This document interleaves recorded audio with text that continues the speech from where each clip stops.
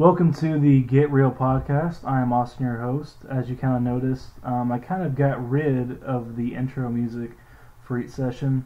Tell me what you guys think, if I should keep that or if I should just go on into it off the bat. This was something different I'm trying. Today we're going to talk about 5 NBA trades that need to happen. I picked out 5 trades, I ran them through the trade machine. I think, okay, these trades between these teams would really benefit them and might make the league a bit more balanced and better. Not any superstar crazy trades, but just ones here and there that could really make something happen, that could really benefit these teams. So I'm going to go right into it. And you know what? I'm going to kind of go there, promote my own video, because hey, why not? I brought it up in my first video, Butler for Eric Gordon and PJ Tucker, which hey, if you really want to find out why I think it should happen, I got a video about it, so, you know, give that a look. But I'll still go over it a little bit right now. Butler is the guy that Houston needs. He fits in a big piece they need. They're kind of having problems defensively right now because they lost Lavamute and they lost Trevor Ariza. Trading Eric Gordon and PJ Tucker, making that trade happen for Jimmy Butler, it gets you another guy who can give you 20, 25 points per game. You don't sacrifice any three-point shooting because he's pretty efficient from there, and you get an all-defensive team kind of guy. It benefits them. And also Eric Gordon and PJ Tucker would help give Minnesota some depth and some talent, and they kind of fit in good with them to where, hey, Minnesota's not tanking already. They can still remain competitive. My second one would be Patrick Beverley from the Clippers for Dragan Bender and maybe a few second-round picks from the Suns. So Dragan Bender was the 4th overall pick a few years back. Still a young guy, European player, big man, has not exactly fitted in going into this. He's been kind of a bust. He hasn't really shown anything. He's weak on the defensive end. Really is a poor shooter. I mean, he has his good nights here and there, but even his good nights are mediocre statistically. So I figured, hey, use his contract for filler. It gives the Clippers a reclamation project. Maybe they can see something where they can turn around. And for their trouble, they get a few second-rounders. Now, why would they want to lose Beverly? Well, they're already kind of stacked at point guard with Shavius Alexander, the point guard they picked in the draft this year, who looks pretty solid, looks like the real deal. And also you have Milos Teresic. I probably butchered that. But he's a guy from Europe they had last season. Got kind of hurt, but he's a playmaker. He's good for them. My point being is that they're kind of stacked at that point guard spot. And you know what? You might want to give that young blood more playing time. Give him more exposure. Show that, hey, you got a talented guy for the future, which also may help give you some free agents once they see, hey, they got a good young guy. And you get some second rounders out of it, so maybe you can ask for a first. The Suns really need a point guard. That's a spot they don't have fit in. They have their shooting guard Devin Booker and a few scrubs, honestly, filling in for that point guard spot. If they had Beverly, who can shoot 35-40% from 3 and give them that good defensive presence on the perimeter, I mean, Devin Booker is going to have the ball in his hands most of the time anyway, right? So if you got a guy who can still shoot it and play defense at the point guard spot who you can trust, you know what? That sounds like a good fit for them. They're trying to make the playoffs because Devin Booker said, hey, no more missing playoffs. I'm done with that. So it seems like this would be beneficial for both of them. I'm going to double dip a little bit. I'm going to put Butler back in for number 3 for Mirotic and Solomon Hill, plus a first or, if you're lucky, a second-round pick. Mirotic is killing it right now. I did not see that coming. The dude is dropping 30 points pretty much playing alongside Anthony Davis, so maybe you don't have to add any picks to that because he is killing it. But then you got to think, what would be a better fit?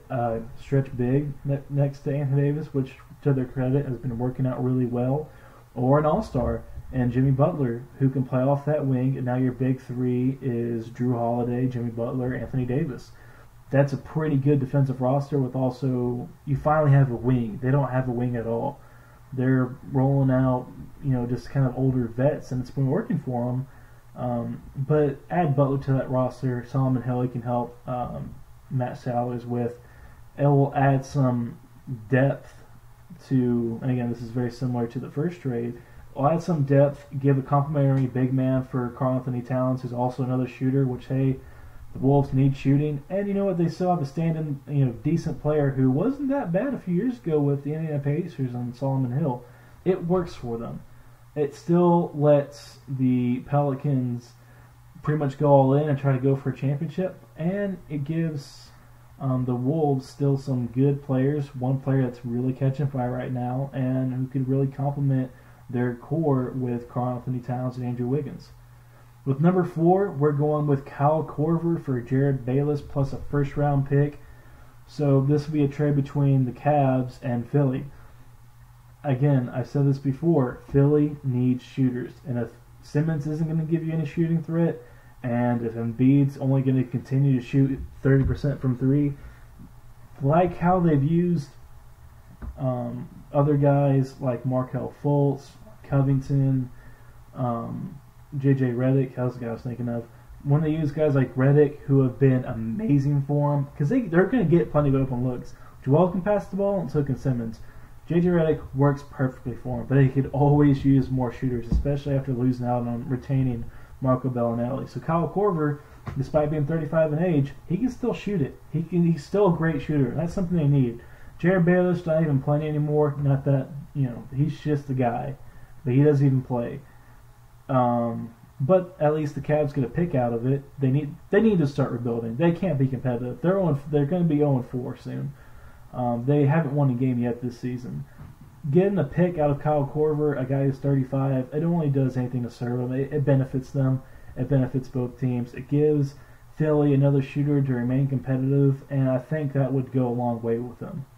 Number 5, we're going with DeMarre Carroll and Ed Davis from Brooklyn for Pau Gasol, Brian Forbes, plus the San Antonio first-round pick.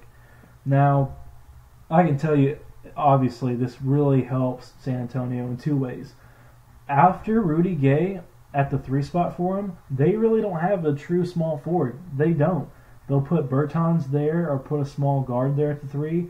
They don't have any. They lost Kyle Anderson. They lost Kawhi Leonard. They don't have another 3 backing that guy up. I mean, I guess you can slot DeMar DeRozan at 3 for a few minutes, but he'll get killed defensively.